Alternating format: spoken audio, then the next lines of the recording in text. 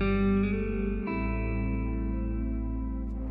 folks, today we're going to be talking about the Paul Flores, Ruben Flores, Kristin Smart case, and in particular, now the prosecution have rested, we'll move on to the defence case. Take a deep breath because this is going to be a little bit longer than usual. I'm going to try to wrap up the whole of the defence in this one video. While there's no graphic testimony of findings, I should warn you that there are discussions of decomposition of animals and humans, etc., and some discussion over that. So if you haven't got a strong stomach, maybe you want to leave this until you're not just about to eat a meal or something similar. Just to recap, Paul Flores and his father Ruben are on trial in connection with the disappearance of Kristin Smart 26 years ago. Paul has been charged with her murder and his father Ruben has been charged with helping cover up the crime. So our first witness for the defence is Dr. David Carter, and he's a professor of forensics at Chaminade University in Honolulu. He has a PhD in microbiology, and his area of expertise is death investigation. So after establishing all his credentials, it was established that he was asked to consult in the case of Kristin Smart, that is by the defence of course. He was shown pictures of the digs around Ruben Flores' house that we've already heard about, and asked if he saw any evidence that a body had ever been buried there. He saw no evidence in the photos, he responded. He went on under questioning to make the point that, based on his review of the soil stain and soil samples taken from underneath the Flores deck, they would not confirm the existence of a decomposing body. Burial sites usually have other evidence, such as clothing, teeth, bones or hair, he said. He called these artifacts and he said he would expect to see them because they all take a very long time to break down. The stain that was pointed out in respect of the soil was more like a lamellae soil pattern rather than a decomposition stain. And yes, before any of you listeners question me on it, I looked it up for you. A lamellae soil pattern is a dark wavy colour that occurs when there is a high concentration of iron and clay in sandy soil. There you go. Carter said the same as well. Apparently he had not been given direct access to any of the soil samples, although he had asked for those. We then got on to the unpleasant discussion about the odour of decomposing human bodies. And yes, as you and I would expect, they give off a substantial smell, or odour, as Sanger put it. Sanger also pointed out then there's the issue of microbial activity. Can you explain? And Carter responded, every one of us has microbes living on us. When a person dies, the ones that function as decomposers start to take over. The body also releases gases that attracts insects and other scavengers.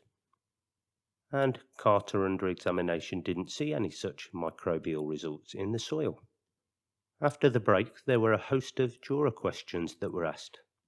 One pertinent one was about the suggestion that there might have been a semi-permeable wrapping that could account for a lack of human remains left behind. Did you see any evidence of that? Carter was asked, and no, he didn't. Another question. If a body was wrapped in some kind of material, would it lessen the smell of decomposition? That's a good question, Carter responds. Yes, you would expect that any time you would enclose something, it would decrease the odour. I'm just cherry-picking a couple of the other juror questions here. Does the body release gas pressure that could push decomposition fluids out of the body and into the soil? And Carter responds, excellent question. Whoever asked that? Absolutely. Putrefaction releases gases and makes a body start to bloat. That can force fluids out of natural orifices or man-made orifices like stab wounds. It's sometimes referred to as purge fluids, but I prefer to refer to it more generally as decomposition fluids. There you go, I told you it was going to be somewhat graphic. Would microbes destroy DNA within blood cells? And the simple answer is yes. During cross-examination, people asked how long Carter had been in California and if he'd gone to the Arroyo Grande home in person, and apparently he had arrived on Monday and had not been to the site. We also heard that most of Dr. Carter's research had been done on non-human composition, including sheep, rats and pigs, but he does have more recent experience with a research program where bodies are donated with a specific purpose of studying human decomposition. What was his PhD on? People asked him, "Your PhD involved what kind of animal remains?" "Rats," was his response. Why was he here all the way from Hawaii when there were other experts probably nearby? No real answer to that question. Did you ever reach out to me, i.e. Poovril, to make sure you had all of the information you needed? No. Did you go to Reuben Flores' house to look around the area yourself? No. What did you move on to after your rat studies? Mainly pig carcasses. What's the longest study you've done in terms of decomposition? 3 years post-mortem. Were they humans or animals? They were pigs. Then Poovril puts it to him, "You wrote a report in this case and one of your findings was, the soil characteristics do not confirm human decomposition." Correct. Because you saw no body parts, no clothing, no accessories, no insects. Correct. Then Poovril puts some obvious questions. You would expect to find a certain amount of fluid in a burial site, yes, unless the fluid had been dug out and removed. That's one possibility. You said you would expect to see clothing in a burial site, but if that had been dug out, you wouldn't see it, right? Correct. All fairly obvious to me. You've never used the HemDirect test, correct? That's correct. That's the one that they do the blood analysis on. And you've never personally seen a buried body that's been wrapped or concealed? No, I haven't. No further questions. Lots of questions after that on whether or not Carter had actually seen Lamele in real life, in Reuben Flores' backyard, or anywhere else. Essentially no is the answer. Apparently, during one of the breaks, one of Paul Flores' jurors had been speaking with Carter, and the judge took this very seriously. He brought in the juror and then Carter, who both told the same story, which was essentially, "You came from Hawaii, I was expecting a suntan," which was pretty much the extent of their chat.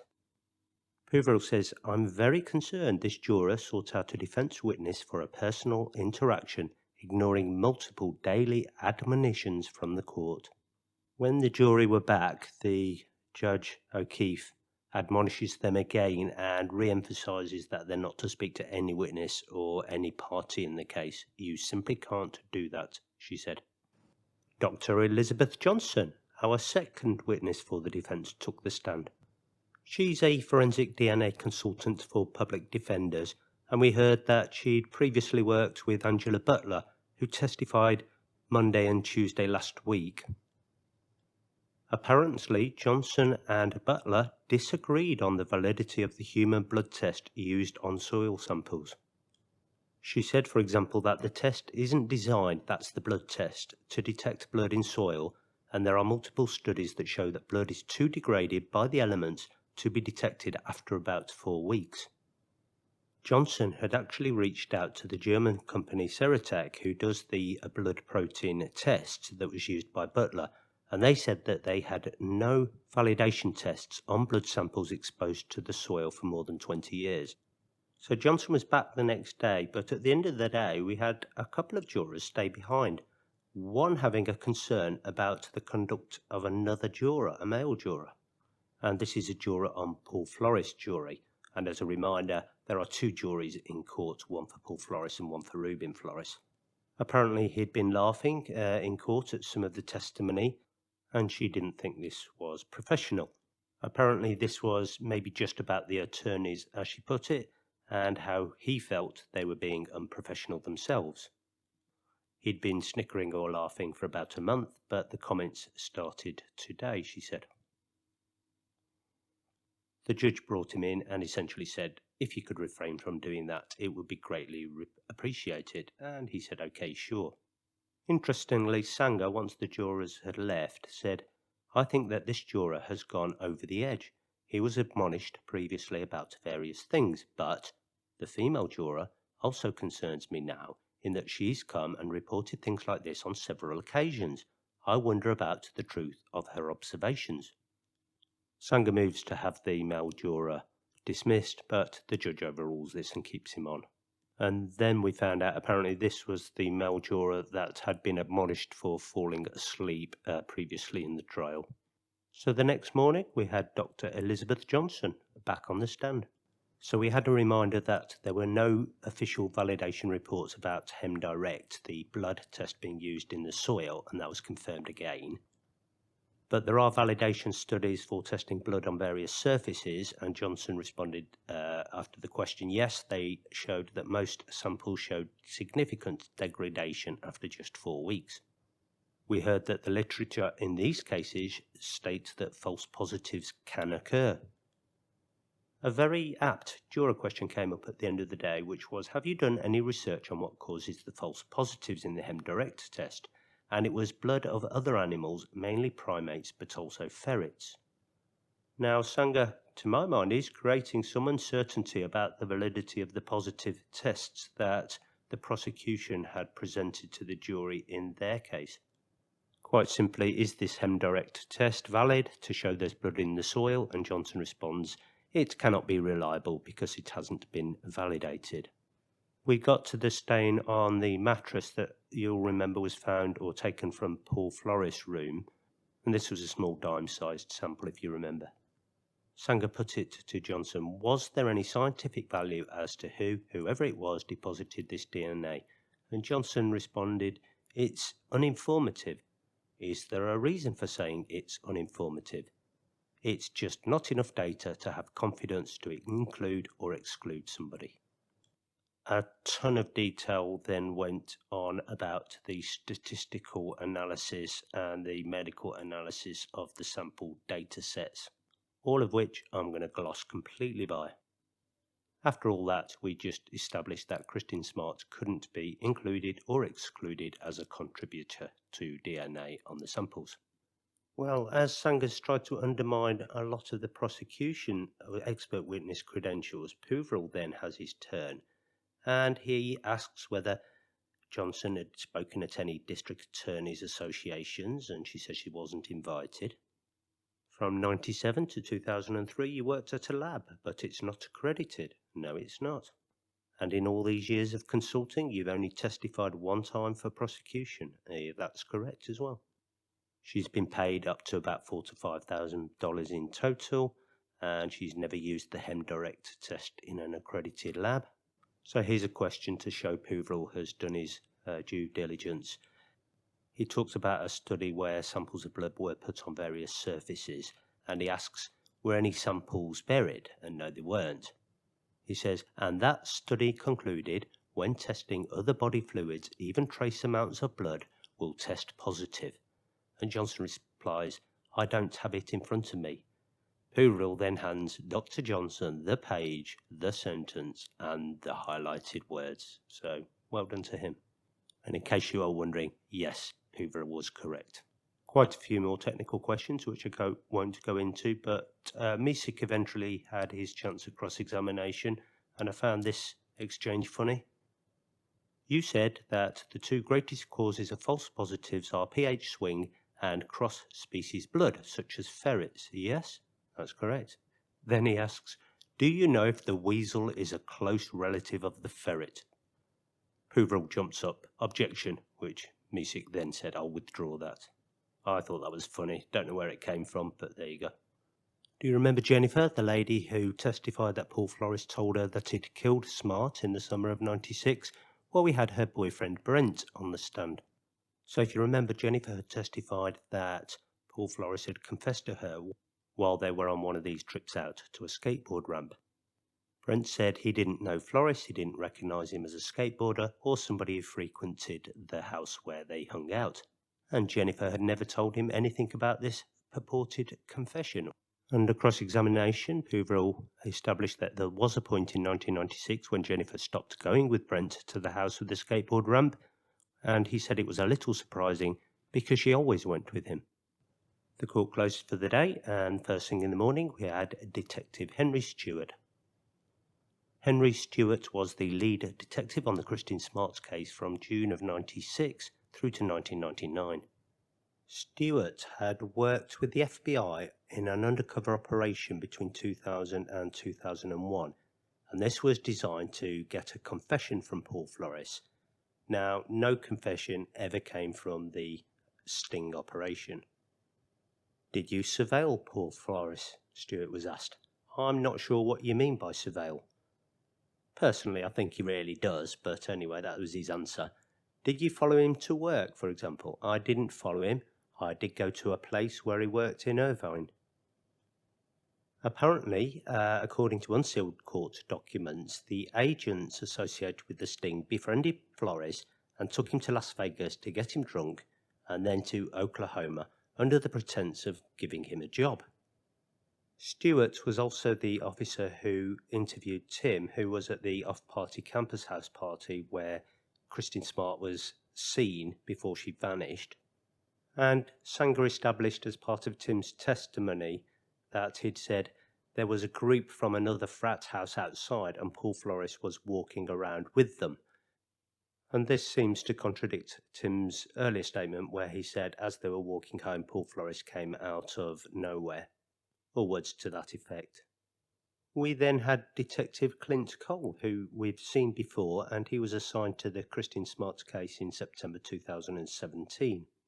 He read the whole case when he was assigned, including reports from the Cal Poly Police Department, the FBI, and some materials from Jim Murphy, who represented the Smart family in a civil litigation against the Flores family. Apparently, the case file has got 200,000 plus pages of documents. Cole was asked about the Justice for Kristin Smart Facebook page, and Cole says he follows the page, and he testified that he was concerned that the page could jeopardize the investigation. And it was established with him by Sanger that the page was dedicated to convicting Paul Flores for Kristin Smart's disappearance. Apparently, various people had tried to, in quotes, inject themselves into the case. There were a lot of people offering leads. Right? He was asked. Yes. Also, several psychics offering leads. Yes, indeed. And Chris Lambert. Who is that? Chris Lambert made a podcast about the Kristin Smart case, Cole responded. And he's behind me somewhere. He's been attending court pretty regularly. Yes, he has, Cole responded. Sanger did establish that the various tips and leads he'd got from a lot of the people associated with the Facebook page, the podcast, and just general people getting themselves involved, a lot of those turned out to be not well-founded pieces of information. And Cole agreed with that. Cole also testified that there were some searches with cadaver dogs that came up empty of anything. For example, the burial sites in Huasna, Arroyo Grande house of Susan Flores, Paul's mother. We heard about a wiretap that took place recording the Flores family and was conducted by the Sheriff's Office in 2020. And Cole said that during a wiretap, it's common for law enforcement to release information through the press to stimulate the wire, as he put it. Also, as part of their tactics to try and get the family to talk, they gave Irma Linda Thomas, who's Paul's sister, an immunity letter, provided she cooperated with the investigation. So one of the leaks that they made was that they located the white Nissan truck that formerly belonged to the Flores family. Apparently this was found in Mexico. If you remember, the lady who claimed that Paul Flores had confessed to her about the murder of Kristin Smart was called Jennifer. And Sanger, on questioning Cole, pointed a lot of, not quite contradictions, but inconsistencies and things that weren't able to be verified when Cole was looking at the case. For example, talking to people who were in or around the skateboarding group, no one remembered Paul Flores being a skateboarder. Jennifer had apparently pointed out one area in Huasna where she thought Paul had confessed, and then later had pointed to a different area. Hooverall was then up on cross-examination. He re-established with Cole that he remembers Jennifer saying that Paul told her he had, in quotes, taken care of Kristin, and admitted to burying her at, in quotes, my place. And after that, the defence arrested their case. Apparently there was one final witness, James Hart, who couldn't make it to court from Florida because of Hurricane Ian, and his testimony was meant to challenge the accuracy of cadaver dogs. Closing arguments are being scheduled Thursday, Friday this week. That's 29th, 30th of September 2022. Okay, so let's see what the lawyers do when they have their closing arguments, how they spin the various testimonies to the jurors. And When they do, I'll see you again. Bye for now.